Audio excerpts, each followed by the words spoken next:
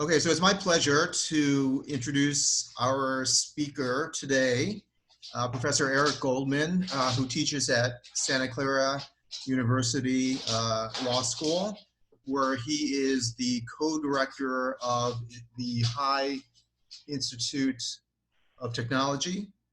He teaches multiple subjects of IP, including trademark law, as well as a fair amount of devotion of his scholarship to internet-related issues.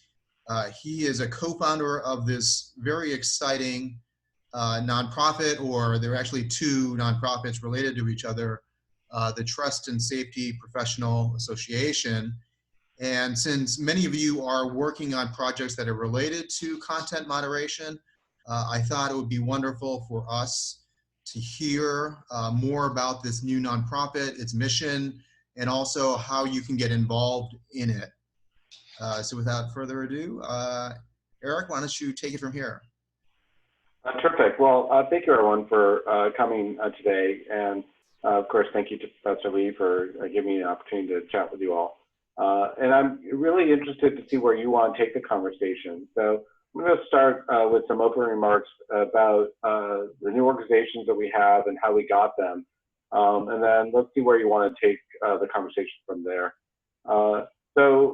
We've recently launched or publicly announced two new groups, the Trust and Safety Professional Association, or TSPA, and the Trust and Safety Foundation Project, or TSF. The TSPA is a 501c6, which is basically the tax-exempt status for professional associations. And the foundation is a 501c3, so it's a more typical tax-exempt charitable organization. It's currently housed under another charitable organization, so we have a chance to move it to its own. That's why we're calling it a project, because it's not a standalone foundation yet. The goal of the TSPA is to create and engage a community of people who are working under the broad umbrella of trust and safety. That can include people who might be called content reviewers, the people who actually make the on-the-ground decision about whether or not a particular item is permissible to be published or not. It can also include a broader set of professionals who engage in content moderation, which is, in my vernacular, the overall way in which internet service effectuates its editorial discretion, what it wants to publish or not.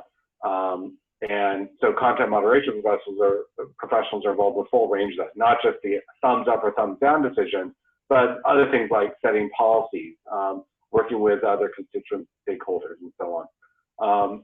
And then we also expect to reach out to a broader community of people under the umbrella of trust and safety, of which we think content moderation is one piece, but it's not the only piece.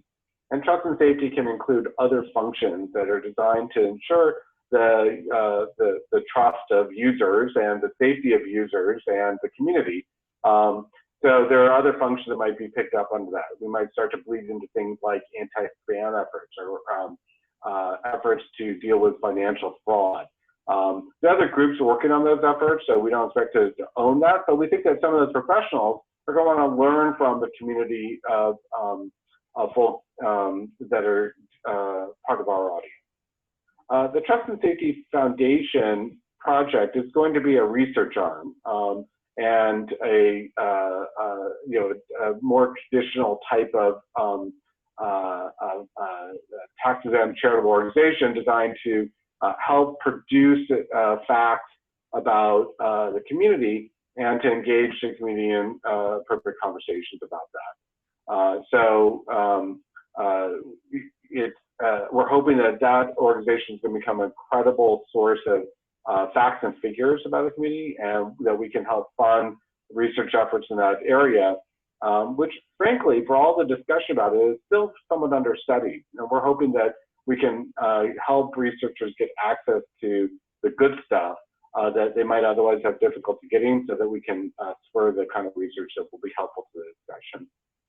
Let me just say a few words about how we got here. the organization's really traced back to spring of 2017, when the first draft of the law that ultimately became FOSTA was introduced. And Professor Lee, have you talked about FOSTA? Is this committee familiar with it? Did he step No, out? we have not. Okay. I'll say a few words about it. FOSTA is a bill that was introduced to try to curb the promotion of sex trafficking victims online. And in order to address that laudable goal, the bill had about a half dozen different policy ideas or levers that were all designed to hopefully serve that goal. When I saw the first draft of FOSTA in spring of 2017, that my most immediate reaction is that whoever drafted the bill didn't understand how internet companies worked under the hood. They didn't understand how content moderation worked. They didn't understand how content review worked. They treated it as if the promotion of sex trafficking victims came through with a huge neon sign saying, "This is a promotion of a sex trafficking victim." And everyone who saw that would instantly know and be able to act confidently in response to that big flashing neon sign. That's not the way, of course, content moderation works in practice. In fact, there are so many judgment calls and questions about how you can actually know anything when it comes to third-party content. And so I was frustrated by the bill drafters not understanding the operational aspects of content moderation. But I was also frustrated that the internet companies weren't talking about it.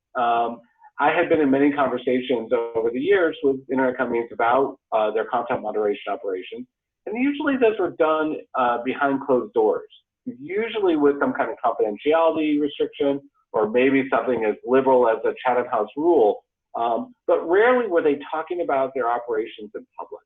So my idea was to try to get the companies to actually talk about their content moderation operation with the hope that might inform people like the drafters of FOSTA about what actually will happen if they try to impose legal obligations the way that Congress was thinking about it.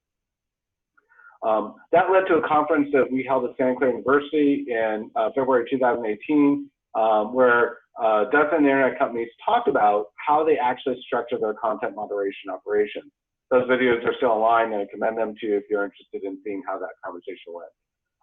That conference was a big success from our view. We packed a room, we had a waiting list, we had people begging for favors to get the waiting list. We had hundreds of people watch the video both in real time and then afterwards. And what came clear from all of that event was that there was a community of people who wanted to talk to each other, but never had the space to do so. They never had an event that in public where everyone's talking on the record about the things that they were actually doing. And so from that, it was clear that we needed a community, a place, a venue, an infrastructure for this community to be able to talk to each other. And that's what led to the TSPA. The animating principle was to take what we had learned from that conference in February 2018 about this community and then find a much more robust infrastructure to support them, to allow them to talk to each other. With the hope that, among other things, that I'm hoping will happen include that the organization will help the industry develop a better sense of best practices. One of the things that became clear from the February 2018 event is that every internet company had homebrewed their own operational structure. There was very little similarity across the industry. And some of that might be a good thing. That might actually be a logical outcome. On the other hand, it meant that, that there might be best practices about how to structure and manage the operation that wasn't transferring across the industry. We'll now create a venue for that to happen. Another thing that we're hoping to happen is that we can create a better job mobility to help people navigate their professional career through some like job matching function. Right now, that doesn't exist. There's no easy way for a content moderation professional to find the opportunities that are relevant to them, or for a company that needs content moderation expertise to find the requisite professionals. We're going to try and fill that gap with some matchmaking function. And ultimately, we hope to have, whenever we can again, face-to-face events where we can get the community to just hang out with each other.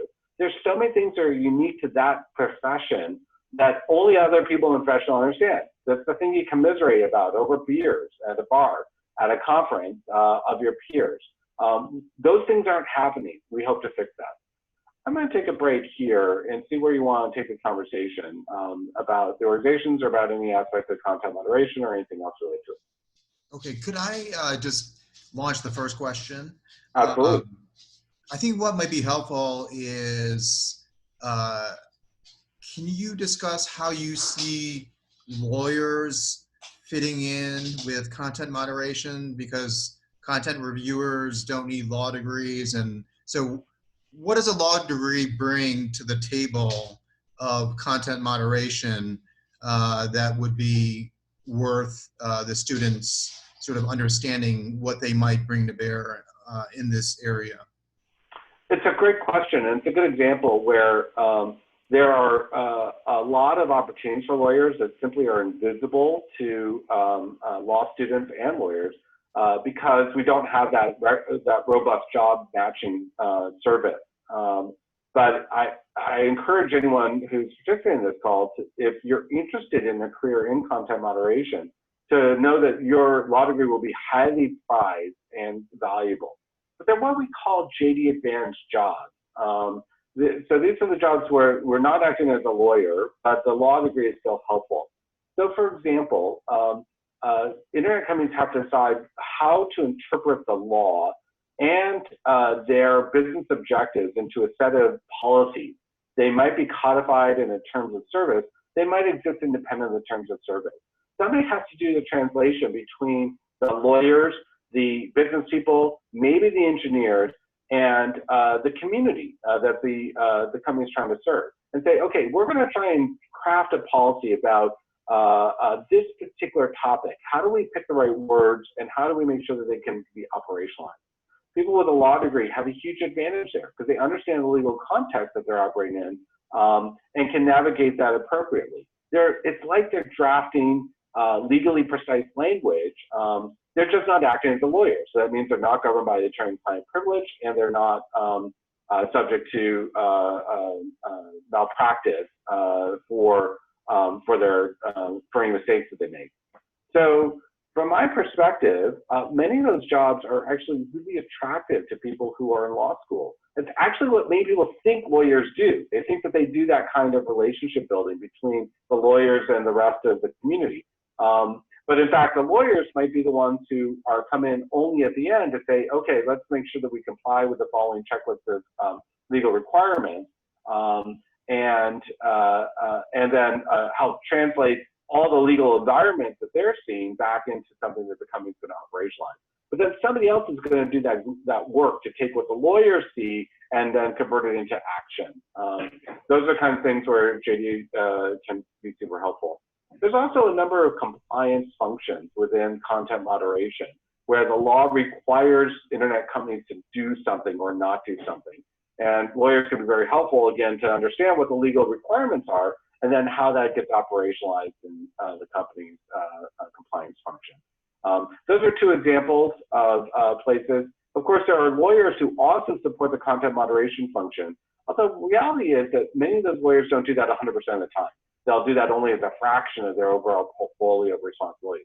We expect that TSPA will have a number of those lawyers as members, but they're going to be members of lots of other groups because they have lots of other things that they're also managing.